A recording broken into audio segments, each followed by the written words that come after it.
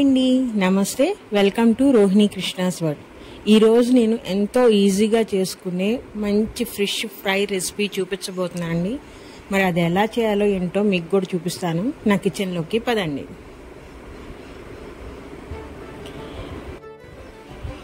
ముందుగా మనం fish pieces తీసుకొని శుభ్రంగా నీట్గా క్లీన్ చేసేసుకొని పెట్టుకోవాలండి. నేను ఇక్కడ జెల్ల ఫిష్ తీసుకున్నాను. దీని మీద పొలుసు అలాంటిది ఏమి ఉండదు కాబట్టి ఈజీగా క్లీన్ చేసుకోవచ్చండి. ముళ్ళు కూడా చాలా తక్కువగా ఉంటాయి. ముందుగా ఫిష్ ఫ్రై కోసము నేను ఒక మసాలా ప్రిపేర్ చేస్తున్నానండి. అది 1 స్పూన్ పసుపు, 1 స్పూన్ కారం వేసుకున్నాను. అలాగే ధనియాల పొడి అండి, 1 స్పూన్ ధనియాల పొడి తీసుకున్నాను. అలానే 1/2 స్పూన్ సాల్ట్, గరం మసాలా అండి. మీ దగ్గర ఏ గరం మసాలా ఉంటే అది తీసుకోవచ్చు. అది 1 స్పూన్ వేసాను. అలాగే నిమ్మకాయ అండి, 1 నిమ్మ చెక్క దాంట్లోకి పిండేసేయాలి మొత్తము.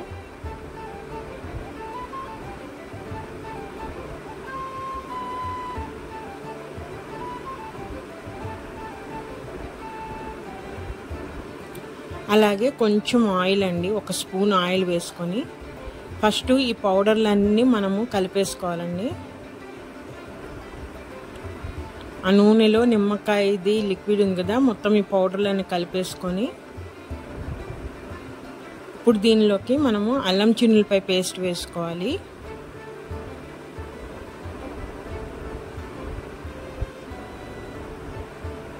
నేను 1 స్పూన్ అల్లం చిన్నులపై పేస్ట్ వేస్తున్నానండి.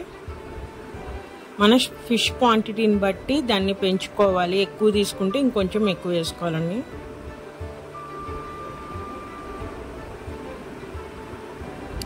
మొత్తం మసాలా పౌడర్ అంతా కలిపేసుకున్నాం కదా, ఇప్పుడు ఈ మసాలా అంతటిని ఆ ఫిష్ పీసెస్కి పట్టించాలండి.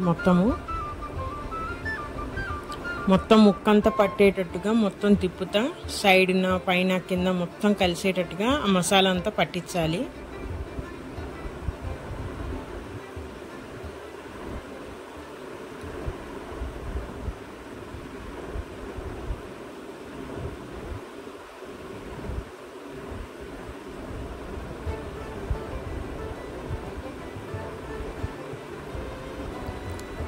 చూసారా, మొత్తం పట్టేసాం కదండి ఫిష్ పీసెస్కి. మసాలా మొత్తం పెట్టేసి ఇప్పుడు దీన్ని మనం ఫ్రిడ్జ్లో 1 గంట మ్యారినేట్ చేసి పెట్టుకోవచ్చు. లేదంటే అప్పటికప్పుడు కూడా ఫ్రై చేసేయచ్చండి. దీనికోసం నేను ఒక ప్యాన్ తీసుకొని ఆయిల్ వేస్తున్నాను. ఇది డీప్ ఫ్రై కాదు కాబట్టి 4 స్పూన్ల ఆయిల్ వేసుకుంటే సరిపోతుంది మనకి. తక్కువ ఆయిల్లోనే మనము ఇప్పుడు ఫిష్ ఫ్రై రెడీ చేసుకోవచ్చండి.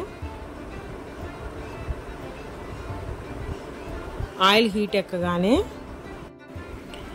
మన దగ్గర ఉన్న ప్యాన్ సైజు ప్రకారము మనం ఎన్ని పీసెస్ అయితే పడతాయో అన్నే వేసుకోవాలండి.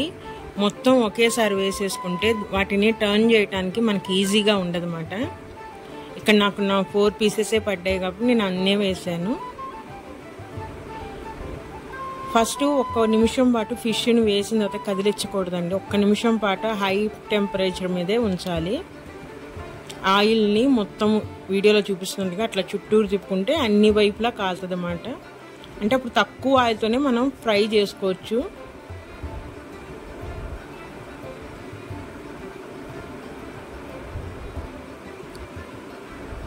ఒక నిమిషం అయిన తర్వాత ముక్కని ఇట్లా కింద నుంచి మళ్ళీ దాన్ని రెండో వైపుకి టర్న్ చేసుకోవాలండి.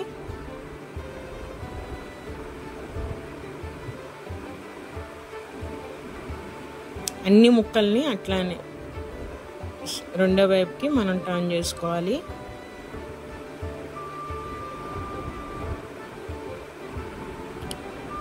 ముక్క వేయగానే కదిలిస్తే ఆ ముక్క అంతా ఇట్లా ముక్కలుగా ఇదైపోతుందండి. అందుకని మనం 1 నిమిషం పాటు ఆగి అప్పుడు టర్న్ చేయాలండి. ఇప్పుడు మనము ఫ్లేమ్ని మీడియం ఫ్లేమ్లోకి పెట్టేసుకోవాలండి. హై ఫ్లేమ్లో పెట్టకూడదు.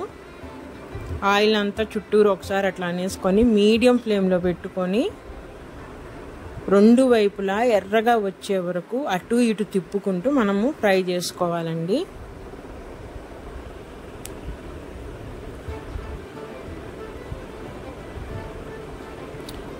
చూసారా కొంచెం కలర్ అనేది కొంచెం చేంజ్ అయింది కదా. ఆ విధంగా అటు ఇటు తిప్పుకుంటూ మీడియం ఫ్లేమ్లోనే పెట్టుకొని వాటిని ఫ్రై చేస్తూ ఉండాలండి. అలా చేస్తే ఏమైందంటే పై వైపున క్రిస్పీగా వస్తుంది, లోపల కూడా చక్కగా ఉడికి చాలా టేస్ట్ అనేది చాలా బాగుంటుందండి.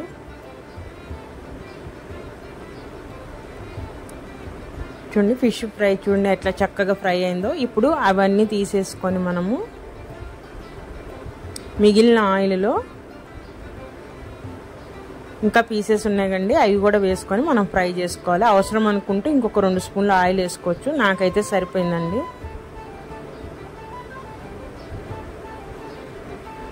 వీటిని కూడా అట్లానే అటు ఇటు తిప్పుకుంటూ మీడియం ఫ్లేమ్లో పెట్టుకొని మనం ఫ్రై చేసుకోవాలి. అలా చేసుకుంటే మన ఫిష్ ఫ్రై అనేది రెడీ అండి.